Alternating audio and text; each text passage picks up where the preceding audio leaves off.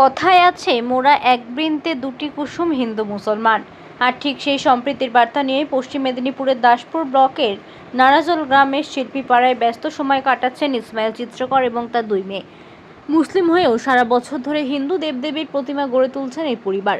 দাদুর আমল থেকে শুরু হওয়া এই পেশা আজও টিকে আছে তাদের হাতের ছোঁয়ায়। দুর্গা, লক্ষ্মী, বিশ্বকর্মা, শ্যামা কালী, ছোট থেকেই নানা ধরনের প্রতিমায় তৈরি হয় এই বাড়িতে। এমনকি বাংলা ছাড়িয়ে নেপালেও যায় তাদের শিল্পকর্ম। সকাল থেকেই রাত পর্যন্ত বাবার পাশে থেকে কাজ করে চলেছে হাসিনা আর অম্পিয়া। শুধুমাত্র পেশা নয়, মাটির সঙ্গে মিশে থাকা এই শিল্প আজ তাদের জীবনের অঙ্গ। ধর্মের ভেদাভেদ ভুলে একটাই বার্তা দিচ্ছেন ইসমাইল চিত্রকরের পরিবার: শিল্পের কোনো ধর্ম হয় না, শিল্পই আমাদের একতার সেতু বন্ধন।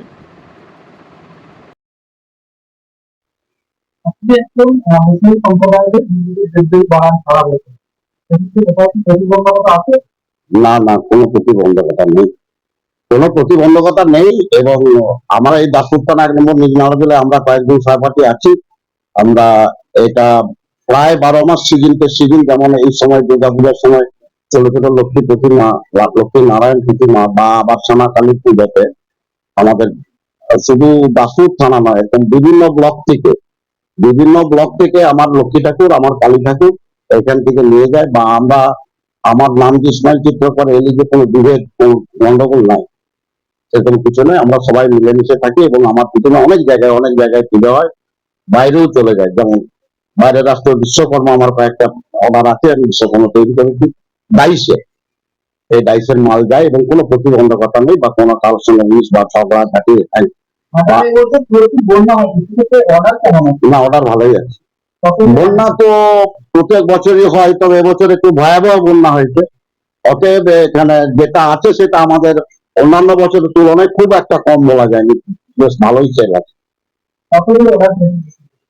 অর্ডার লক্ষ্মী প্রতিমায় আমার প্রায় ছোট ডাইসের লক্ষ্মী তো 200-র বেশি অর্ডার আছে। এবং কালী এখন দেরি যদিও আছে, তবু তার অর্ডার পড়েছে। হ্যাঁ, না, বড় প্রতিমা আমি করি না, আমার সব ডাইসেরই যেগুলো বড় ছাপগুলো নিয়েছেন ওইগুলোই। এবং এগুলো ছোটখাটো হলেও এরা বিভিন্ন ক্লাব বা বিভিন্ন অনুষ্ঠানে বা রাস্তায় গেলে যারা চাঁদা আদায় করে, তারা সে সমস্ত জায়গায় বড় বড় প্যান্ডেলই পূজা হয়, কোনো অসুবিধার কিছু নেই। আমার নাম ইসমাইল চিত্রকর। সারা বছর ধরে যে আপনারা এই ধরনের প্রতিমা বানান, হঠাৎ এই পেশা কেন বাঁচলেন? এই পেশা বাঁচলাম বলতে, এই পেশা আমার মানে দাদুর আমল থেকে হয়ে আসছে। তারপর আমার রাজবাড়ি, যে আমাদের নারকেল যে রাজবাড়ি, সেখানে আমার দাদুদেরকে নিয়ে আসা হয়েছিল দেয়ালে চিত্র বানানোর জন্য। এবার সেই চিত্র তো আর মানে শেষ, ওই জন্য আমরা মাটির প্রতিমা বানাতে ধরেছি।